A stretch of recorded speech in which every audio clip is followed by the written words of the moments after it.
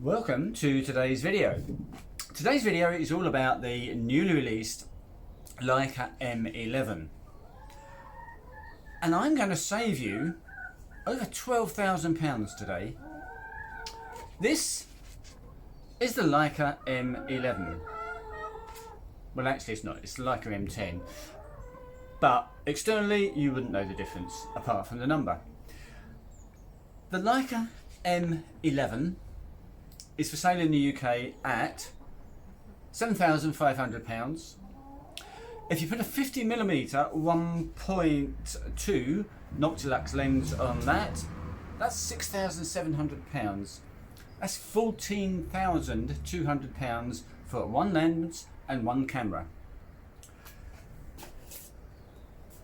I have here a camera which I'm going to run through why this is very similar to the Leica M11, or in fact the Leica M10 to be fair, and how that will save you over £12,000. Let me explain. So the Leica M11, 60 megapixels, gorgeous brand new sensor, pixel binning so you can shoot at 30 megapixels and 18 megapixels, and it's of course got the Leica quality and everything else. But my question today is, why are people willing to pay that kind of money for what is actually a very basic camera? Let me run through what I think people are looking for and what I can offer you for £12,000 less. So why do people use a Leica? The M range of cameras is what I'm talking about, the rangefinder cameras. And a couple of years ago I almost bought a Leica M240. I was very close. I missed the opportunity and I never ended up getting it. But I did do a lot of research about the Leica M range of cameras. And I think there's a couple or three really important reasons why that camera appeals to people. Firstly, the shooting experience, the experience of being involved in creating the photograph, because everything is manual. You have to set the speed, the aperture, the ISO. You have to set the you have to focus manually. The photograph you create is totally down to what you've done, and I think that's part of the appeal. I think the problem with many modern cameras is everything's too automatic. You lose that connection between you, your creative abilities, and the process of creating that photograph. Picking up a camera and just pointing it, clicking it, or picking up the phone and there's nothing of you has gone into that photo. Back in the days of film, I can remember all the cameras I had, you had to get involved because it was all manual. You chose the film you were going to put in the camera, you set the aperture, you focused, you set the speed, and all this was using your knowledge and skill to make sure that you got a good photo, because there was no way of checking until a week later when you got the film processed, when it was all a bit late. And that demands more of you, and I think that's kind of the appeal of the Leica, that it demands more of you. There's also the actual shooting experience. I have held an M240, and it does feel beautiful. It's lovely, it's solid, it's reasonably small. It's not that small, it's not tiny by any means, and it does feel really well engineered. To be honest, for me, I've got cameras which are more comfortable, which I would be more happy to use at an all-day wedding than a Leica. A Leica actually is a little bit difficult to hold after a long time. I do love the dials, and the whole experience of shooting with it is great, I must admit. The rangefinder viewfinder and the manual focusing is brilliant, I have to say, providing you're using a 35 or a 50mm lens. Once you get beyond that, I'm going to say that focusing is actually rather difficult. You've got the overlay patch in the centre of the screen, and you simply line that up with the actual image through the viewfinder, and you're in focus. Once you get beyond 50mm, that technique starts to get rather difficult, because the size of the actual photograph you're taking compared to the size of the screen you're looking through becomes quite small. And if you put a 135mm lens on an M camera, should you ever do that, you're going to have the viewfinder at this sort of size, and the image you're taking is going to be that size, and the focusing patch is going to be almost the same size as the image you're taking. So it's not perfect, but we'll come on to that shortly. I totally get the looking through an optical viewfinder. I love my D780 Nikon because it's got an optical viewfinder. I see what I'm actually shooting. It's so much better than an EVF sometimes, not always. Okay, so let's compare this what did I say, £13,000 something, £14,000 something Leica to my alternative, and I'll reveal what my alternative is in a few minutes. Let's look at some of the details. I'm going to be talking about the Leica M10 because the new Leica M11, I haven't even seen any photos, barely anyway, out of the new Leica. Obviously it's 60 megapixels, the detail is going to be absolutely stunning.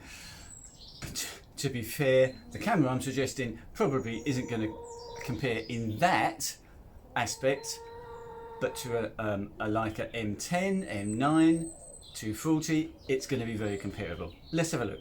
So sensor, 24 megapixels on the Leica, my camera, 24 megapixels. Leica, 4 frames a second, 4.5 frames a second. My camera, 4.5 frames a second. Leica, completely manual control. My camera, completely manual control. Leica, fairly small, quite solidly built. I won't call it a light camera.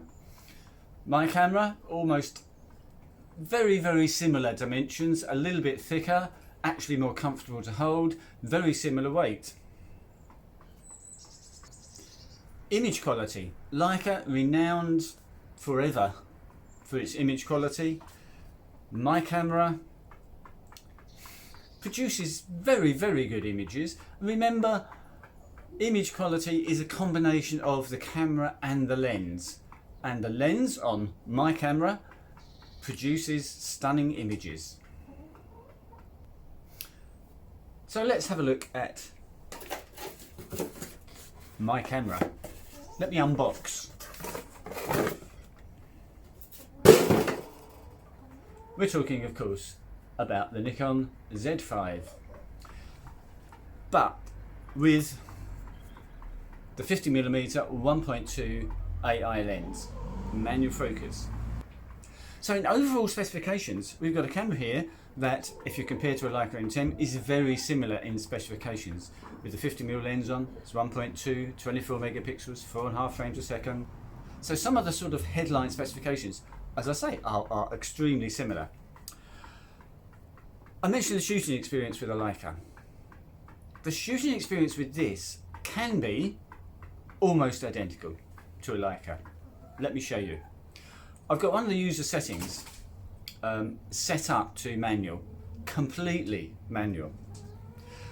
So by having that, I now control the speed. The back dial controls the speed. The aperture is, as on the Leica, on the lens. The ISO is the front button, is press one button and then I've got ISO. So everything, exposure wise, is completely within my control. Exactly the same as a Leica, but the Leica only uses the center of the sensor, kind of center weighted metering. This I can use center weighted metering, or I can use spot metering, which will link to a focus point that I can move around the screen, more on that in a second, or I can use the whole screen, matrix metering. I've got advantages here over the Leica. With the Leica, with central exposure, I have to, first of all I have to decide on the subject. I have to focus on the subject because that's only in the centre of the screen. Sorry, the viewfinder. And at the same time, I would have to lock the exposure for that part, for my subject. So I've now locked the exposure, I've locked the focus, now I can recompose and get the shot. So with a Leica, it's always focus and recompose. And if you're using a 1.2 lens, I can guarantee if you do focus and recompose, you are not going to get sharp focus. You are not going to get tack sharp images by using focus and recompose. I did an experiment, which I did a video on about a week ago, comparing different lenses, the lenses that I own. And this 1.2 lens I didn't have at the time. It arrived the day after from Japan. And I did the similar sort of test. And honestly, you cannot breathe when you're taking a shot at 1.2, let alone focus and recompose. Whereas this guy, I can move the focus point, I can do the composition, I can put the focus point where I want, I can then focus, manually focusing, of course, but, and something that this does, that the Leica doesn't do, I've got a button set up on the front here at the top. I can press that button and I zoom in, 50%, 100% or 200%. I normally use 100%. I zoom in, I've got focus peaking. I can get this focus absolutely to the millimetre. Press the button, zooms back out, take the shot. I don't even have to zoom back out. Once I've got focus perfect, I don't even have to jog the camera to press the button and come back out. I can actually just hit the shutter button with it still zoomed in, because I know I've got the right composition. I know I've got the right exposure because I'm using spot metering that is linked to that focus point. You know what? This is actually a damn sight easier to use to get a perfect shot than a Leica. Image quality is the other big thing, of course. Let's have a look. I'll just put some photos up now. You must be fed up with looking at me. Of shots taken with this 50mm 1.2. Some of these were shots where I had 5-10 seconds to think about the shot. I wasn't in a rush, I could take my time. Other shots, I don't know if we've got there yet, but some of these shots were taken at a wedding ceremony. I was under some pressure to get the shot. You always are under a bit of pressure at a wedding to not miss a shot, to get something good. There's some shots here of a birthday party. Apologies for the plane flying over. Some shots at this birthday party. It was in the evening. It was totally dark, obviously. We just had the lights from the house. Some shots of Elvis. He was moving. Shots of guests. They were moving. So you can, with this, get shots of people moving. I didn't shoot at 1.2. I was probably at 1.8 or f2, just to give myself a little bit more depth of field. But gorgeous images still.